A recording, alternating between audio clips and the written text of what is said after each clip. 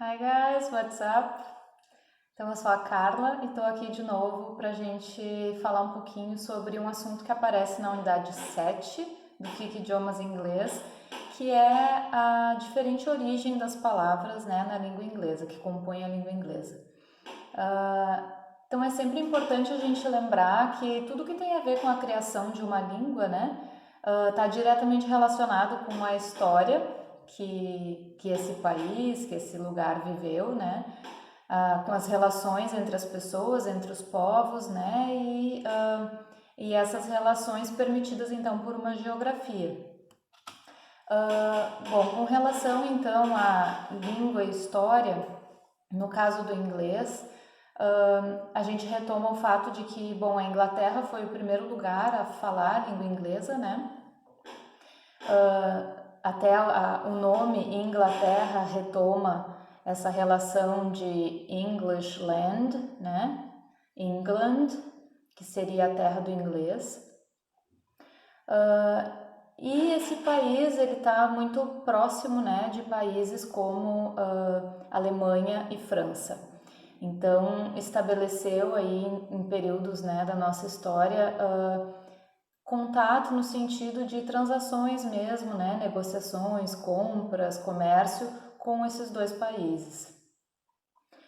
E esse grupo de pessoas, esse povo que se tornou a Inglaterra, passou então por períodos de invasão, né, em que também o seu território foi invadido por grupos, né, de colonos originados, né, nesses lugares. Então a gente tem a invasão da Grã-Bretanha nos séculos 5 e 6 pelos anglos, pelos saxões e outros grupos, né, de colonos que falavam outras línguas.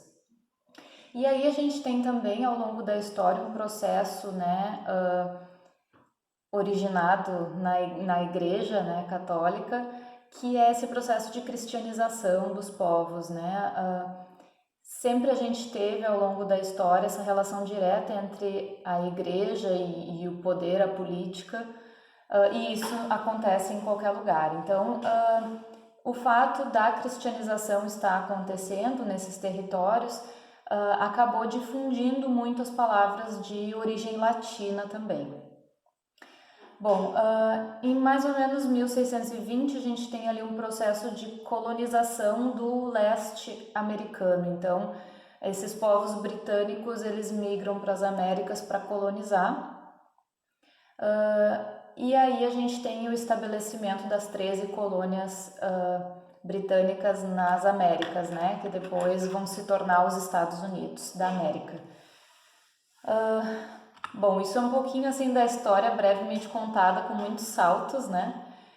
E aí a gente tem então essas palavras de origens diferentes, né, formando o vocabulário da língua inglesa. Claro que depois dessa colonização nas Américas a gente tem ainda contato com outros povos, né, hispânicos de origem hispânica e também habitantes locais, né, esses povos mais primitivos que acabam sendo chamados de indígenas. E aí também essa interação entre todos esses idiomas que estão convivendo nesse mesmo espaço. Na lição 7 aparece para vocês um termo que é busy, que significa ocupado. E a relação dele então com o outro termo que é occupied, que tem a origem latina. Então isso é bem comum que a gente tenha dois vocábulos para representar uma mesma ideia, né? Embora as palavras nunca sejam sinônimos absolutos, mas elas coexistem e aí elas acabam muitas vezes se diferenciando um pouquinho no uso, né? Uma é mais usada em alguns contextos, outra em outros contextos. Uma é mais usada em inglês americano, outra é mais usada em inglês britânico. Uma é mais usada em contexto informal e outra mais formal. Então, eu trouxe mais alguns exemplos para vocês que vocês vão poder acompanhar aqui em cima. The words busy and occupied. The words bug, para inseto, and insect. Belly, para barriga, and abdomen, before and prior. Então, para se referir a antes, né? Prévio, anterior, before and prior. Ask and inquire, para perguntar, inquirir. Big and huge, então como de origem anglo-saxônica, né? Para grande, enorme. And then you have the words large, grand, immense, para origem latina. Border and limit, frontier, que vão ser mesmo fronteira, né? Divisa. E aí alguns exemplos, então, com esses primeiros termos. Então, eu posso ter frases como I'm busy doing my homework, nesse sentido de ocupado, né? Or the room is occupied. My belly is too big. Então, minha barriga é grande demais para vestir alguma coisa, por exemplo, né? And they removed organs from his chest and abdomen. Eles removeram órgãos, então, do peito e do abdômen, né? Em alguns casos, como por exemplo belly, abdomen, a palavra de origem latina está mais relacionada com o vocabulário médico mesmo, né? E essa especificação de uso, a especialização do uso dessas palavras, então, como eu falei, é bem comum. Mais alguns exemplos, os termos choose, para escolher, or select, child and infant, chore or task, para tarefas, deadly or mortal, então para mortal, né?